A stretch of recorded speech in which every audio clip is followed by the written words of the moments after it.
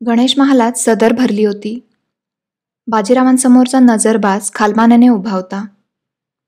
सरदार धायगुडे आणि रामाजी बिवलकरांची मानही वर होत नव्हती. बाणकोटचा किल्ला मराठ्यांच्या हातून गेला होता. पराभवाची ही वार्ता ऐकून श्रीमंत पेशवे काय सजा सुनावतील या विचाराने नजरबाजाचे धाबे दणाणले होते. बाजीराव पेशवे झाल्यापासून त्यांच्या सरदारांना प्रथमच कोणीतरी मात दिली होती. आपली शांत नजर सर्वांवरून फिरवून बाजीरावांनी विचारले, किल्ला हातून गेला म्हणजे नेमकं झालं काय? त्या आवाजाने साऱ्यांच्या खालमाना थरारल्या, नजरा पायाच्या अंगठ्याशी भिडल्या. श्रीमंतांना उत्तर देणं म्हणजे त्यांच्या पुढच्या कठीण प्रश्नांना आमंत्रण देणं हे समजून असलेले सारे सरदार, मुतालिक, कारकून अंग चोरून उभे राहिले. बिवलकरांवर नजर स्थिर करून बाजीरावांनी पुन्हा विचारले, सांगा रामाजी, एवढा मोक्याचा बाणकोट किल्ला हातचा जाऊ कसा दिला? रामाजी पडेल आवाजात सांगू लागले, रायगडवाडीत अंबर अफवानी पडल्यापासून सुरक्षेस ढील पडली होती श्रीमंत. कसूर माफ असावा. सिद्धिसाताच्या मदतीस इंग्रज होते. एकाच वेळी जमिनीवरून 2000 लोक लढाईला आले आणि आरमारी गलबतांवरून तोफांचा मारा होऊ लागला. आमची पिछेहाट होऊन बाणकोटवर हापशांचं निशाण फडकलं. परंतु 2 मासातच तिथे पुन्हा भगवा फडकेल. रामाजींचे बोलणे मध्येच तोडत बाजीरावांनी विचारले, 2 मास थांबण्याचा रिवाज आहे काय? बाजीरावांच्या या अनपेक्षित प्रश्नाने सरदार रामाजी बिवलकर गोंधळून गेले. धायगुडे, बिवलकर, अंबाजीपंत साऱ्यांनी झुकल्या मानेनेच एकमेकांकडे एक ओझरता कटाक्ष टाकला. बाजीरावांना काय उत्तर अभिप्रेत आहे हे न उमगल्याने सारेजण काही न बोलता उभे राहिले. रामाजींची मान किंचित नकारार्थी हलली.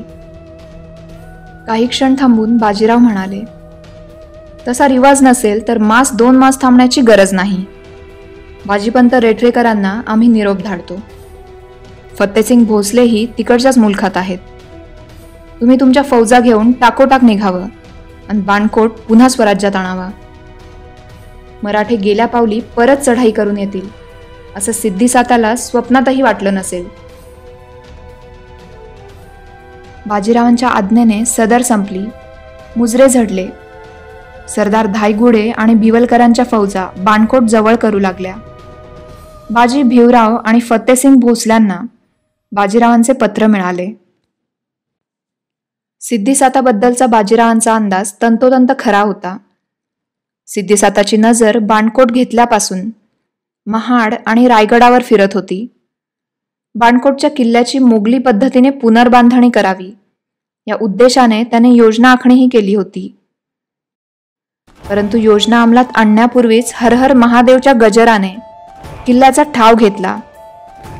सिद्धिसाताच्या ध्यानीमनी नसताना 2 दिवसातच मराठ्यांनी फिरून चढाई केली.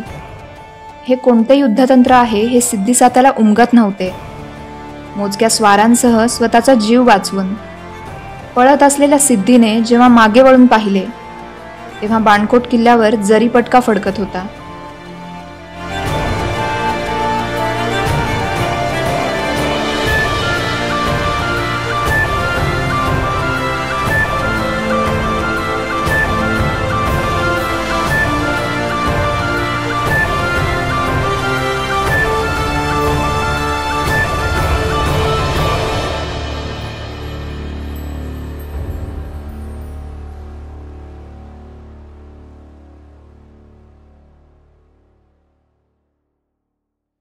शनिवार वाड्यात दिवस 1.5 कासराने वर चढला होता. बाजीरावांनी चिमाजींना फडकरी कामातून सक्तीची विश्रांती घेण्यास सांगितले होते. दिवाणखान्यातून आलेले बाजीराव बराच वेळ चिमाजींच्या दालनात बसून होते. उभय बंधूंच्या अनेक विषयांवर चर्चा झाल्या होत्या. वैद्यांनी सांगितल्याप्रमाणे खरंच चिमाजींनी मनाला काही लावून घेतलंय का याचा बाजीराव अंदाज घेत होते. अनेक नवे जुने विषय हाताळताना आपांच्या चर्येवरचा रंग बदलतोय का हे ते पाहत होते. आंग्र्यांचा विषय निघताच चिमाजी म्हणाले, राऊ, तुम्ही सरखेलीचा निर्णय छत्रपतींवर सोपवलात, ते योग्यच केलं. कुलाब्यातील आरमारावरून मानाजी आणि संभाजींचे मतभेद झाले आहेत. रघु राजवाड्याने उभय बंधूंमध्ये बेबनाव असल्याचं कळवलं आहे. चिमाजींनी पुढे केलेला खलिता बाजीरावांनी नजरेखालून घातला. मग त्यावरची तारीखवार पाहून ते सहज बोलून गेले. इतवारी आम्ही कोथरूडच्या हवेलीत मुक्कामास होतो, त्यामुळे राजवाड्यांचा हा खलिता वाचायचा राहून गेला. बाजीरावांचे शब्द ऐकून चिमाजींच्या चर्येवरचे भाव क्षणात बदलले. कपाळीचे शिवगंध आक्रसले. मान वळवून त्यांनी बाजूला ठेवलेली औषधाची पडशी उघडली. वैद्यांच्या सांगण्याप्रमाणे औषधाची मात्रा घेतली. रायांच्या बोलण्यातला उघडपणा पाहून चिमाजींची तब्येत सर्द झाली होती. जग तुमच्यासारखं उमद्या मनाचं नसतं राऊ. हे प्रकरण जेव्हा तुमच्या हितशत्रूंना कळेल तेव्हा त्यांची काथ्याकुटी खालच्या पातळीवर गेल्याशिवाय राहणार नाही. हे राऊंना ओरडून सांगावं असं चिमाजींना क्षणभर वाटलं. मात्र त्यांचा आक्रोश शब्द बनून बाहेर पडण्याऐवजी आतल्या आतच धुमसत राहिला. चिमाजींना खोकल्याची उबळ आली. चिमाजींच्या पलंगाशेजारी आसनावर बसलेले बाजीराव लगबगीने पुढे झाले. छाती चोळत असलेल्या चिमाजींना त्यांनी पिण्यासाठी पाणी दिले. लवंग आणि वेलदोड्याचे तबक पुढ्यात धरले. लवंग तोंडात धरल्यावर खोकल्याची उबळ सरली. आपल्या धाकट्या बंधूंना बाजीराव पूर्णपणे ओळखून होते. नात्याची अमर्यादा होईल असे काही बोलणे त्यांच्या मुखावाटे येणे अशक्य होते. मस्तानीशी असलेले आपले नाते आपणास खटकते आहे या विचाराने बाजीरावांच्या मनात वादळ घोंगावले. मस्तानीला दिवस गेले होते. आपल्याशी एकरूप झालेल्या त्या सौंदर्यवतीला समाजात आपल्या दुसऱ्या कुटुंबाचा दर्जा देऊन शनिवार वाड्यात आणावं असा विचार बाजीरावांच्या मनात अनेक दिवसांपासून घोळत होता. परंतु आप्पांचा हा भावनिक कोंडमारा पाहून बाजीरावांनी तो विचार तुर्तास झटकून टाकला.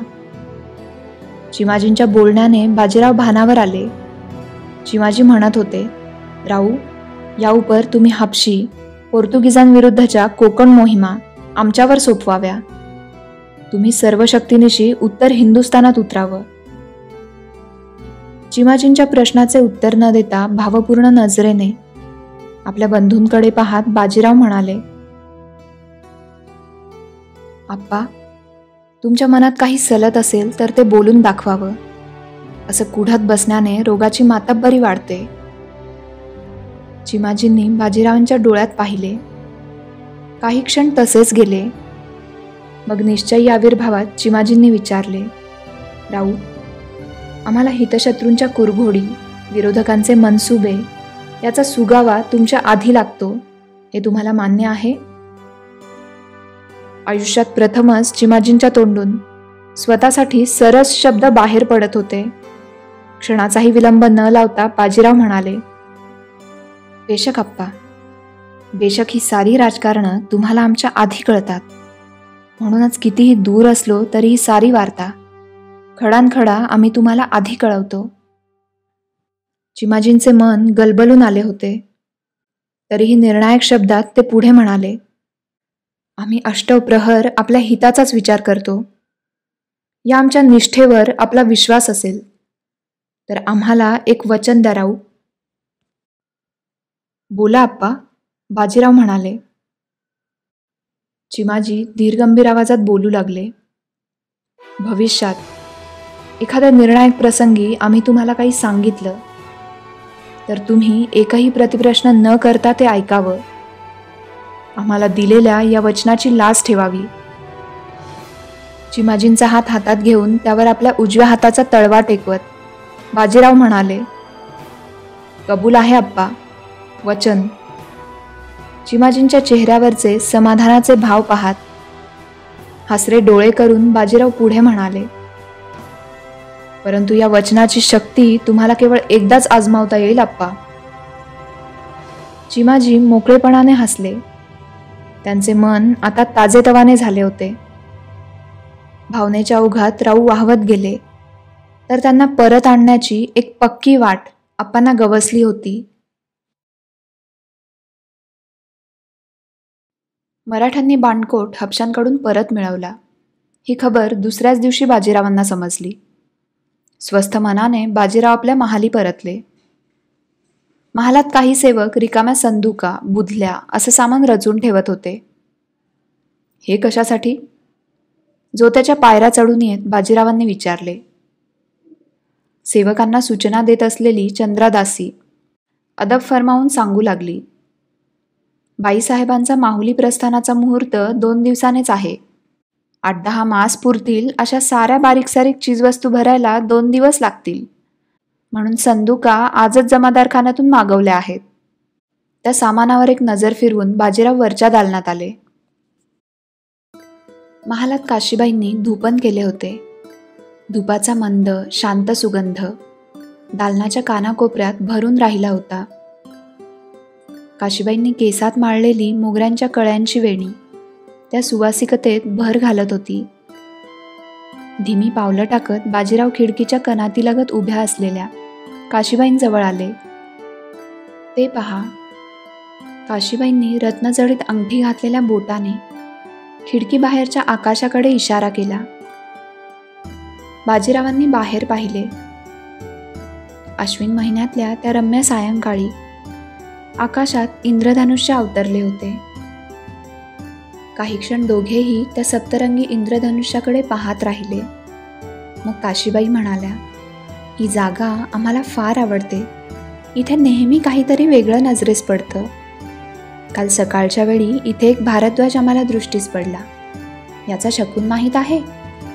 काशीबाईंच्या लढिवाळपणावर हलकेच हसून बाजीराव म्हणाले, नाही माहीत. तुम्ही सांगा. भारद्वाज पक्षी ज्याला दिसतो त्याच्या साऱ्या मनोकामना पूर्ण होतात, काशीबाईंनी सांगितले. बाजीरावांच्या कपाळावर आठी पडली. आता कुठे आहे तो? बाजीरावांनी कडक आवाजात विचारले. कोण? काशीबाईंनी प्रतिप्रश्न केला. भारद्वाज. आमच्या पत्नीच्या मनोकामना पूर्ण करण्यात आमच्याशी स्पर्धा करणाऱ्या त्या पक्षीराजाला आम्ही दंड केल्याशिवाय राहणार नाही, बाजीराव म्हणाले. रायांचा तो अभिनय पाहून काशीबाईंना हसू आले. ते पाहून बाजीरावही हसले. मग काशीबाईंचे दोन्ही खांदे पकडून मोठ्या आपुलकीने बाजीराव म्हणाले, तुमच्या मनात काही असेल तर मागून घ्या काशीबाई. भारद्वाज दिसल्याचं तुम्हाला पुन्हा कधी अप्रूप वाटलेलं आम्हाला चालायचं नाही. नजर खाली वळवून काशीबाई म्हणाल्या, तूर्तास तर आम्ही भरून पावलो आहोत, परंतु सर्व कामना पूर्ण होणं ही कल्पनातीत अवस्था आहे राया. सर्व संग परित्याग केलेल्या योग्यांनाही मोक्षाची कामना असतेच की. काशीबाईंचा युक्तिवाद ऐकत असलेल्या बाजीरावांनी मध्येच विचारले, तुम्हाला अलौकिकाचं इतकं आकर्षण का आहे काशीबाई?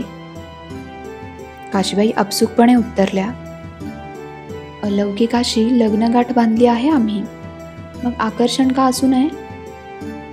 बाजीरावांच्या गालावर हसू उमटले. मग विषय बदलत काशीबाईंनी विचारले, परवा भाऊजींवर काय जादू केलीत तुम्ही? मातुश्री सांगत होत्या इकडून एक घटका भाऊजींशी बोलणं झालं आणि पुढच्या 2 दिवसात भाऊजींच्या चेहऱ्यावर पूर्वीसारखी चमक आली. आता ते चांगले हिंडू फिरू लागलेत. तालीमही सुरू केली आहे.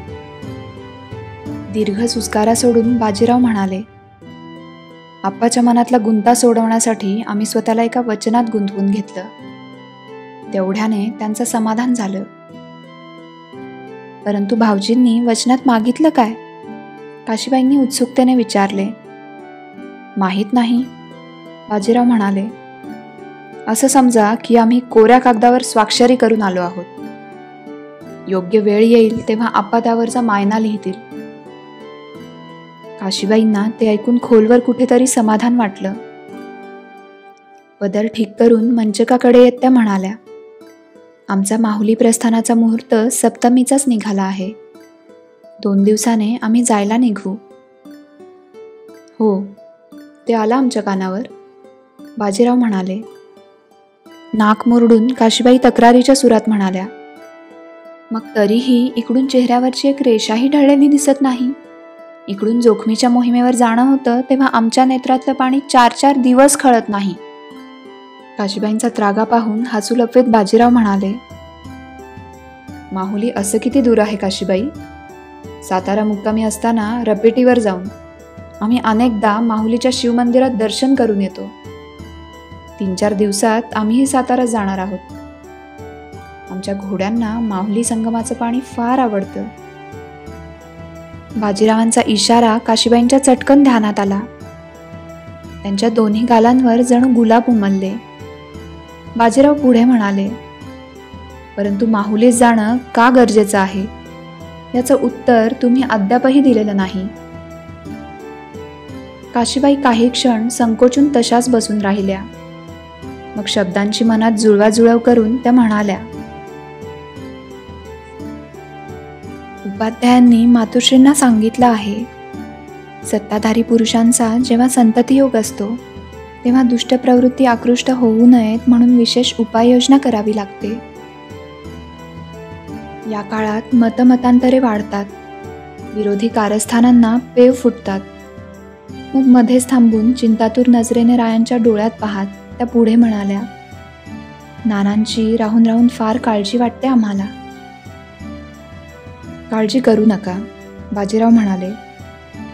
आत्ता तुमचं मन हळवं झालं आहे, परंतु नानांनी राजकारणात तरबेज व्हावं ही तुमचीच इच्छा होती हे विसरू नका. 5-6 वर्षात त्यांनी सातारा दरबारात छत्रपती स्वामींची मर्जी संपादन केली आहे. पाय घट्ट रोवून ते उभे आहेत. इतरांप्रमाणेच या सर्वात कमी वयाच्या शिलेदाराची बित्तम बातमीही आमच्यापर्यंत हरघडी पोचत असते. बाजीरावांच्या बुलंद आश्वासक शब्दांनी काशीबाईंना बरे वाटले. काहीतरी आठवून त्या हळुवारपणे म्हणाल्या, जाण्यापूर्वी इकडे एक सांगायचं होतं. बोला, बाजीराव म्हणाले. आपली नजर रायांच्या पावलांवर स्थिरावून काशीबाई म्हणाल्या, कोथरूडच्या हवेलीतही सुईणींची व्यवस्था झाली आहे. आमच्या एका सांगण्यावरून खुद्द मातोश्रींनीच सारी व्यवस्था लावून दिली आहे. इकडून काळजी करू नये, सारं काही नीट होईल. माहुलीच्या काशी विश्वेश्वराला आम्ही त्यांच्यासाठीही साकडं घालू. काशीबाईंचे शब्द रायांच्या हृदयात खोलवर उतरले.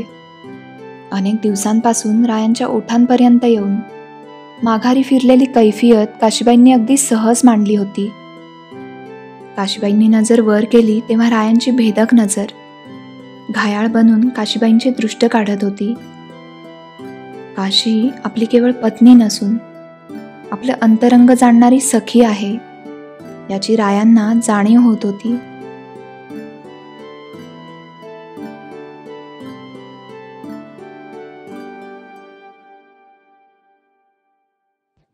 चिमाजींच्या विनंतीस मान देऊन बाजीरावांनी कोकणची मोहीम चिमाजींकडे सोपवली. यापुढे तळ कोकणातील मोहिमेची सारी सूत्र आप्पाच पाहतील असे त्यांनी शाहू महाराजांना कळवले. खुद्द बाजीरावांनी माळव्याच्या व्यवस्थेकडे लक्ष घातले. शिंदे होळकरांनी उत्तरेत चालवलेल्या धामधुमीने सवाई जयसिंग तसेच खुद्द बादशहा हवालदिल झाला होता. आपल्या सरदारांना आवर घालावी अशा आशयाची अनेक आर्जवी पत्र दिल्लीच्या बादशहाकडून बाजीरावांना आली होती. त्या पत्रांना मीठही न घालता बाजीरावांनी आपल्या सरदारांना माळव्यातील अंमल बेछूटपणे कायम ठेवण्याचे आदेश दिले होते. बाजीराव खुद्द आपल्या पत्रासही दाद देत नाही हे पाहून दिल्लीचा बादशहा संतापला. आपला वजीर कमरुद्दीन खान यास बादशहाने माळव्यात मराठ्यांच्या पारिपत्यासाठी पाठवले. 1 लाखाहून अधिक घोडदळ आणि प्रचंड तोफखाना घेऊन कमरुद्दीन खानाने माळव्याकडे कूच केले. बुधसिंगच्या राणीला राणोजी शिंद्यांनी सवाई जयसिंगाविरुद्ध मदत केली होती. तो सल मनात ठेवून असलेला सवाई जयसिंगही पूर्ण ताकदीनिशी कमरुद्दीन खानात सामील झाला.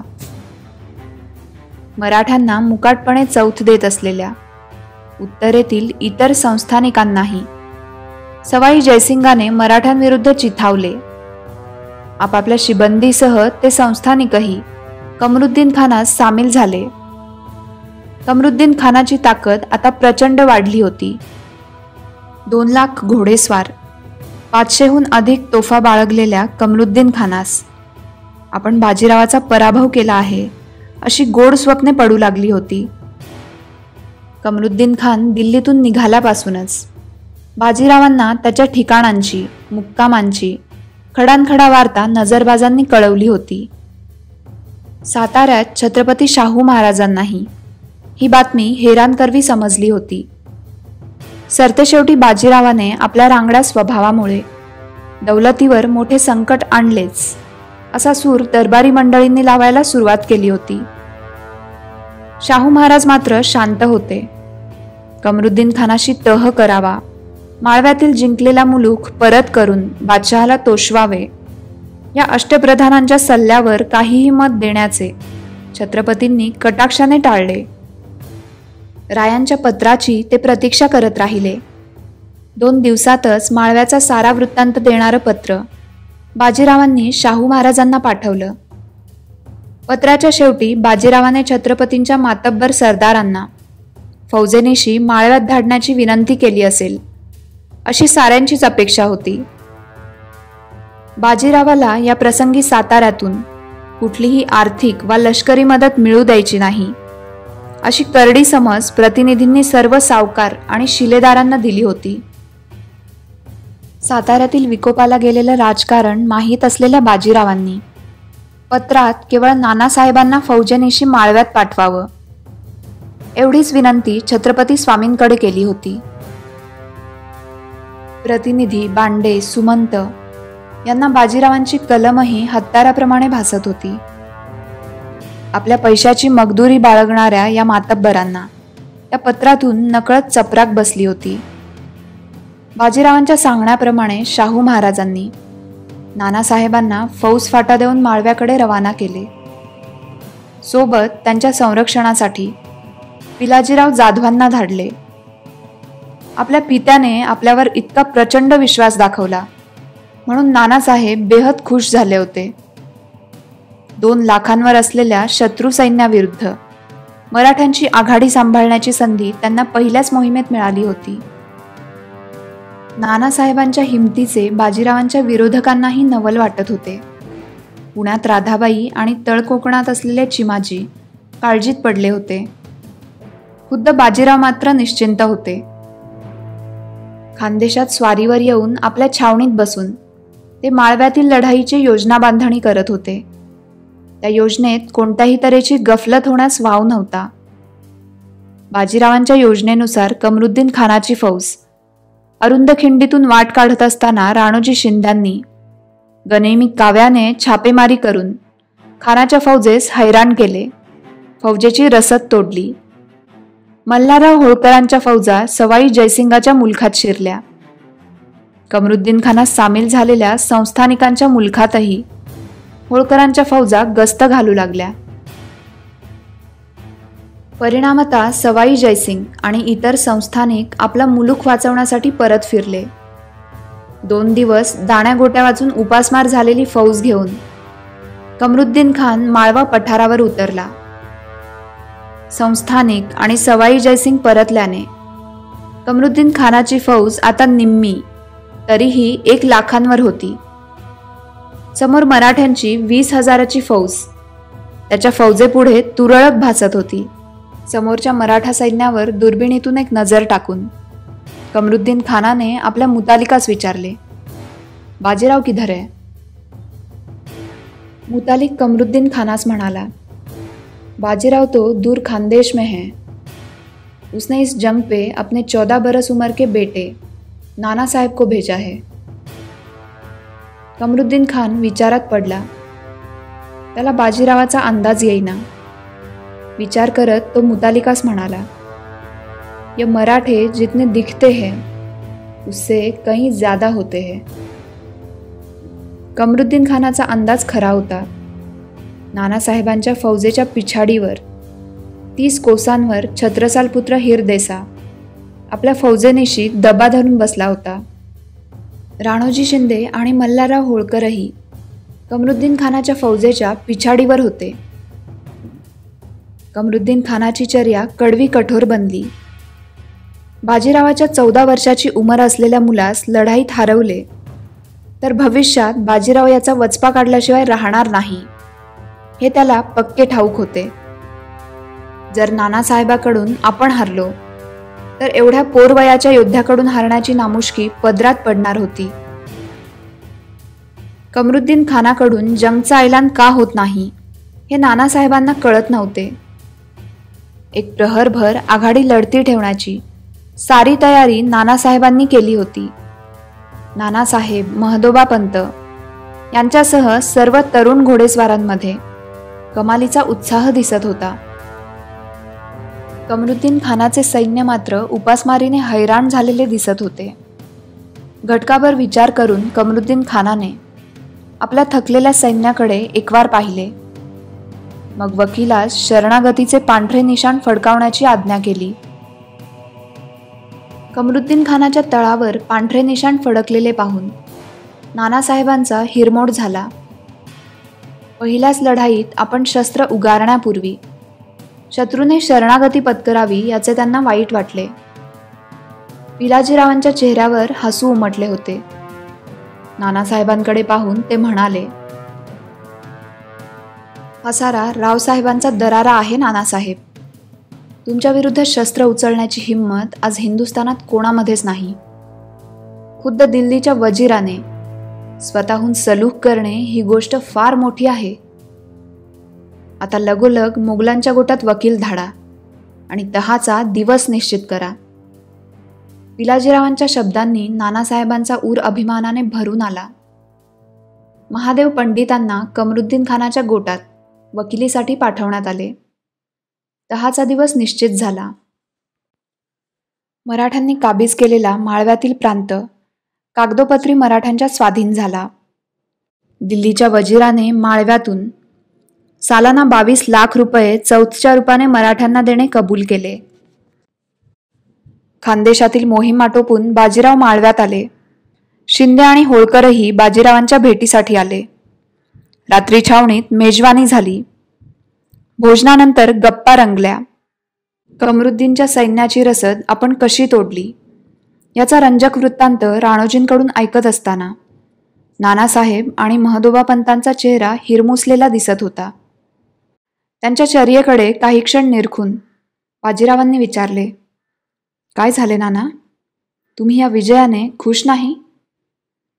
मान खाली घालून नानासाहेब म्हणाले, विजयाची खुशी तर आहे, परंतु यात आमचा काहीच वाटा नाही याची खंतही आहे. तुमचा वाटा नाही असं कोण म्हणालं? बाजीरावांनी विचारले. एक लक्षात ठेवा नाना, एका योद्ध्याच्या शस्त्राहून त्याचा आवेश समोरच्या शत्रूला अधिक गारद करतो. ज्या आत्मविश्वासाने तुम्ही दिल्लीच्या वजीराच्या लाखाच्या फौजेसमोर उभे ठाकलात ते पाहून याच्या मागे आणखी मोठी फौज आहे अशी वजीरास खात्री पटली, म्हणून त्याने शस्त्र ठेवले. राणोजी आणि मल्हाररावांनीही रायांच्या बोलण्यास दुजोरा दिला.